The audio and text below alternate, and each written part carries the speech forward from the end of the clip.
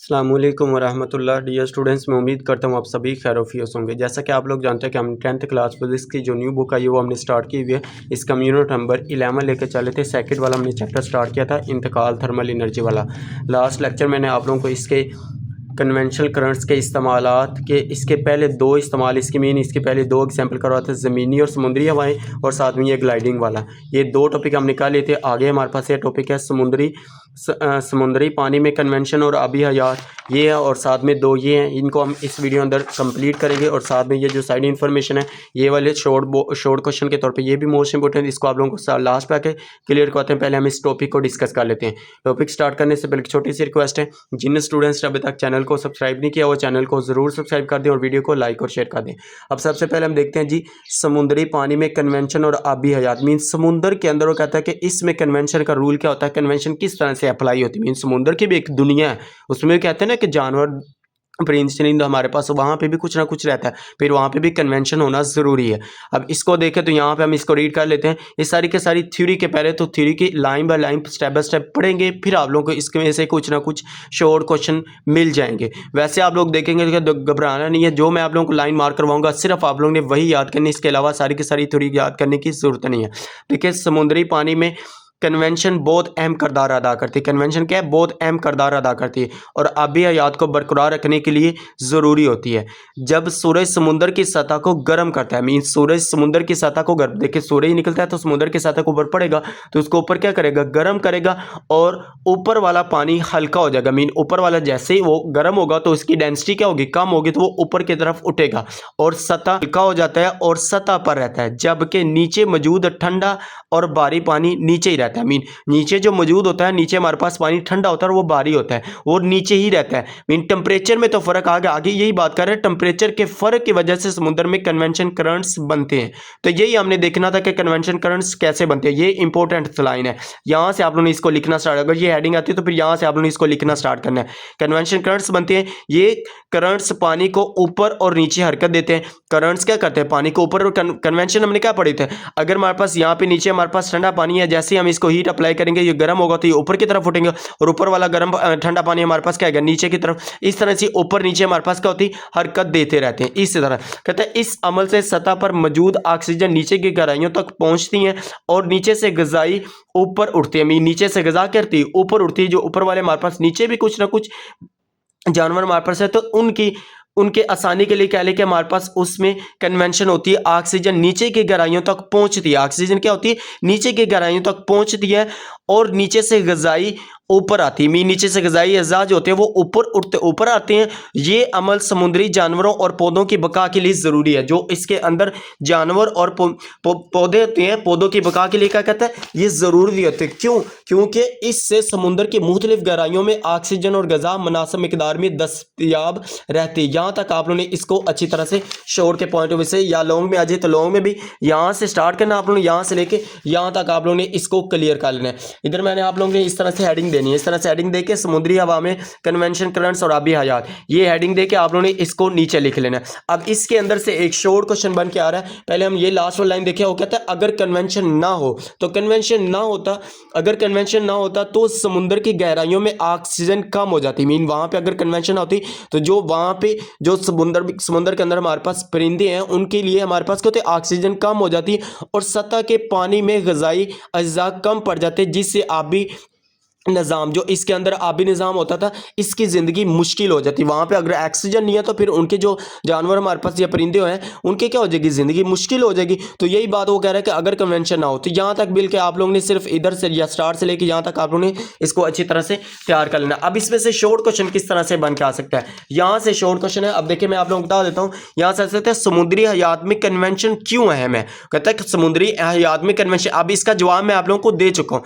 क्यों अहम है, क्योंकि जो उसके अंदर परिंदे हमारे पास है उनकी ऑक्सीजन के लिए अहम होना जरूरी है, कन्वेंशन होना जरूरी है। अगर ना होंगे तो उनकी जिंदगी क्या हो जाएगी, मुश्किल हो जाएगी। अब बुक के ऊपर इसका आंसर आप लोग निशान लगा लें, सवाल आप लोग यहां से लिख लें कि समुद्री हयात में कन्वेंशन क्यों अहम है। अब इसका जवाब आप लोग यहां से अब देखें, इस अमल से सतह पर मौजूद ऑक्सीजन नीचे की गहराइयों तक पहुंचती है और नीचे से ग़िज़ाई ऊपर उठती है। नीचे से क्या होती है, ग़िज़ाई अज़्ज़ा ऊपर उठते हैं और ये अमल समुद्री जानवरों और पौधों की बका के लिए ज़रूरी है। इधर तक लिख लें तब भी ठीक है, या जहाँ तक मैंने आप लोगों को कहा इधर तक लिखे तब भी आंसर आप लोगों को पूरे 2 नंबर।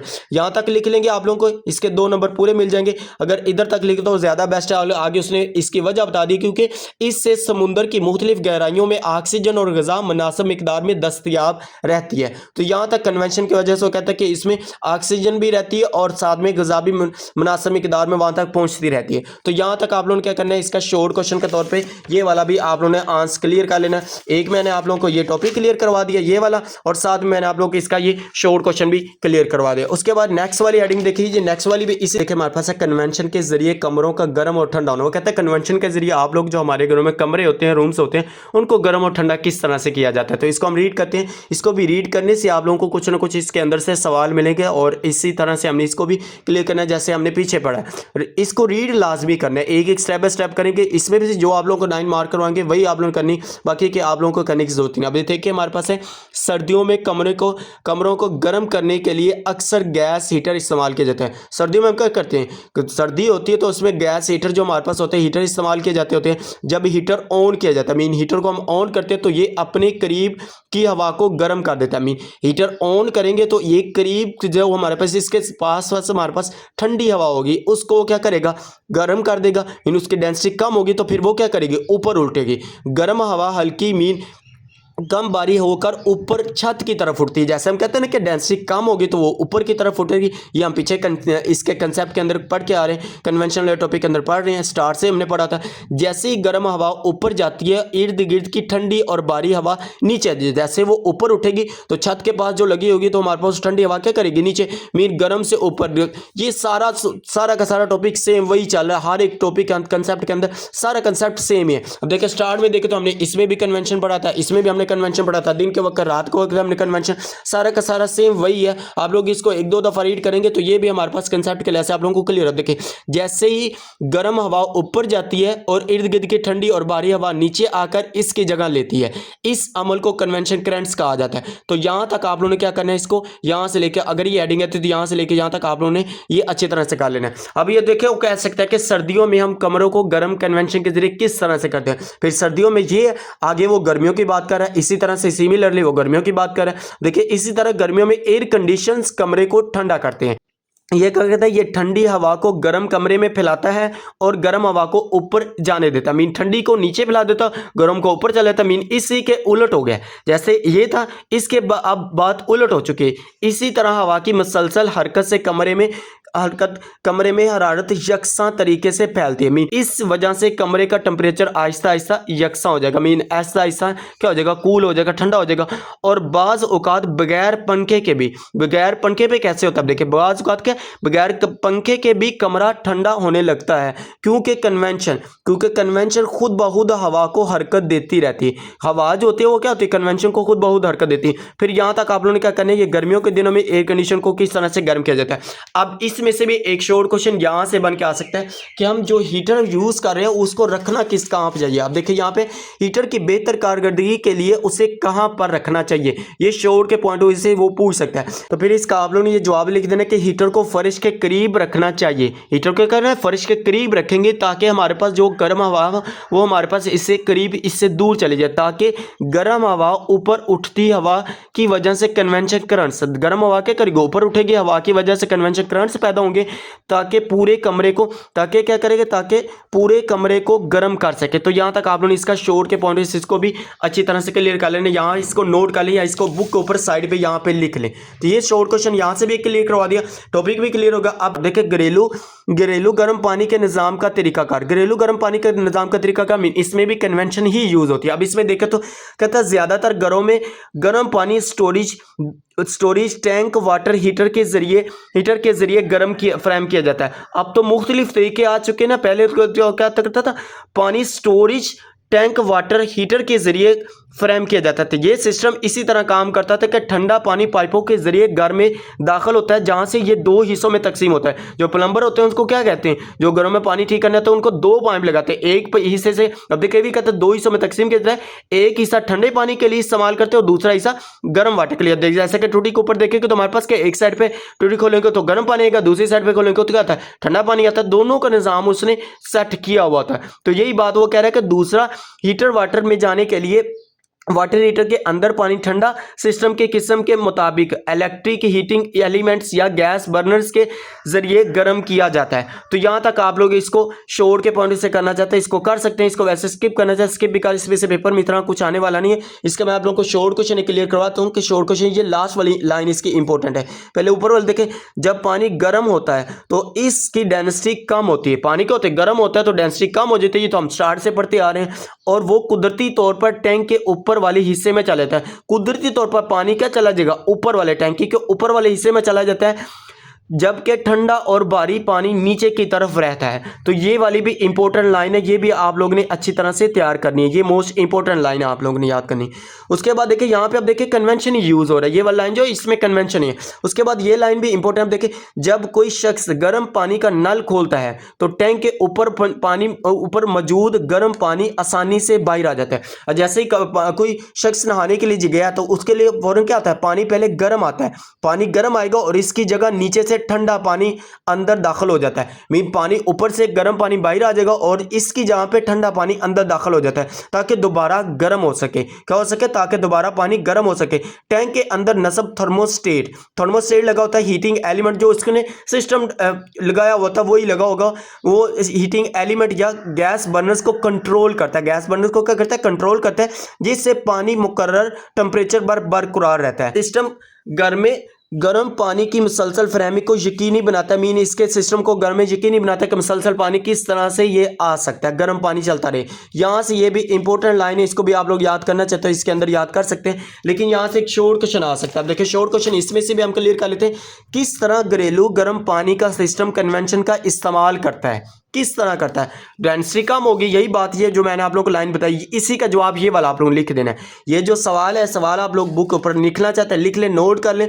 किस तरह घरेलू गर्म पानी का सिस्टम कन्वेंशन का इस्तेमाल करता है। अब इसका जवाब आप लोगों ने ये लिखना है, जब पानी गर्म होता है तो इसकी डेंसिटी क्या होती है, कम होती है और वो कुदरती तौर पर टैंक के ऊपर वाले हिस्से में चला जाता है, जबकि ठंडा और भारी पानी नीचे की तरफ रहता है। तो यहां से लेके यहां तक इसका आप लोग जवाब लिख देंगे। तो ये भी शॉर्ट आप लोगों का यहां से भी ये शॉर्ट कर ले, बाकी आप लोग छोड़ना चाहते हैं छोड़ सकते हैं, इतना इंपॉर्टेंट ये वाला टॉपिक नहीं है। इसको आप स्किप करना चाहते हैं कर सकते हैं, क्योंकि हम पढ़ रहे हैं कन्वेंशन करंट के इस्तेमाल। तो इस्तेमाल में आप लोग पहले 3 से 4 भी कर लेंगे तो लास्ट वाला स्किप भी कर देंगे, मसला नहीं है। लेकिन ये लास्ट में शॉर्ट क्वेश्चन जो आप लोगों को बताया है ये लाजमी क्लियर कीजिएगा। उसके बाद हम बात करते हैं जो साइड इन्फॉर्मेशन है, इसको 2 सवाल दिए हुए, इसको भी हम देख लेते हैं। अब बात करते हैं, कहता है कि यहाँ पे सवाल कर रहा है, हमें साहिल समुद्र पर दिन के वक्त समुद्र की तरफ से ठंडी हवा क्यों महसूस होती है। अब देखिए दिन के वक्त, रात के वक्त हम पढ़ के आ चुके हैं, यहां से जमीनी और समुद्री हवाएं में हमने क्या पढ़ा था, जमीनी। देखिए दिन के वक्त की बात कर रहा है, दिन के वक्त पूछ रहा है, तो ये जवाब आप लोग किसका लिख सकते हैं। दिन के वक्त जमीन का टेम्परेचर समुद्र के मुकाबले में क्या होता है,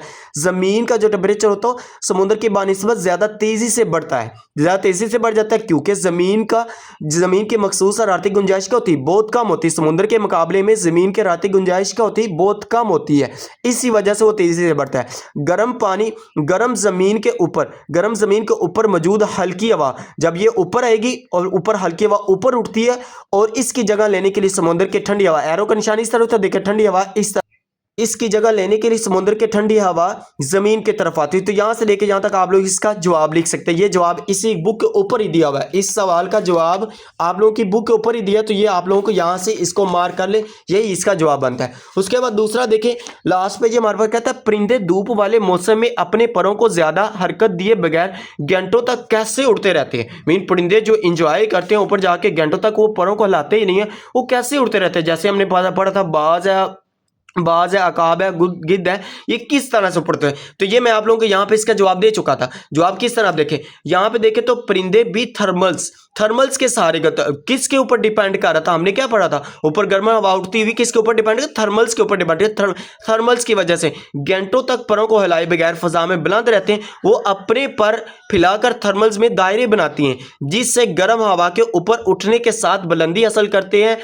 अकाब, बाज और गिद्ध जैसे परिंदे थर्मल्स को इस्तेमाल करने में खास महारत रखते हैं। उनको पहले से तरीकाकार पहले से महारत होती है। वो थोड़ी सी मेहनत करते हैं, बहुत लंबे अरसे तक पर हिलाते हैं। इस वजह से वो बहुत तो महारत उनके पास होती है। वो बहुत थोड़ी सी मेहनत से बहुत लंबे फासला तय कर लेते हैं, लंबा फासला तय कर लेते हैं और इन्हें मुश्किल कभी परों को फड़फड़ाना पड़ता है। तो यहाँ तक आप लोग यहाँ से लेके यहाँ तक इस सवाल का भी जवाब मैंने आप लोगों को दे दिया। यहाँ से लेके यहाँ तक आप लोगों ने इसको भी अच्छी तरह से कर लेना जी। ये था हमारे पास टॉपिक, हमारे पास ये जी फर्स्ट और सेकंड वाला टॉपिक भी 11.2 वाला भी टॉपिक हमारा अल्हम्दुलिल्लाह कंप्लीट हो चुका है।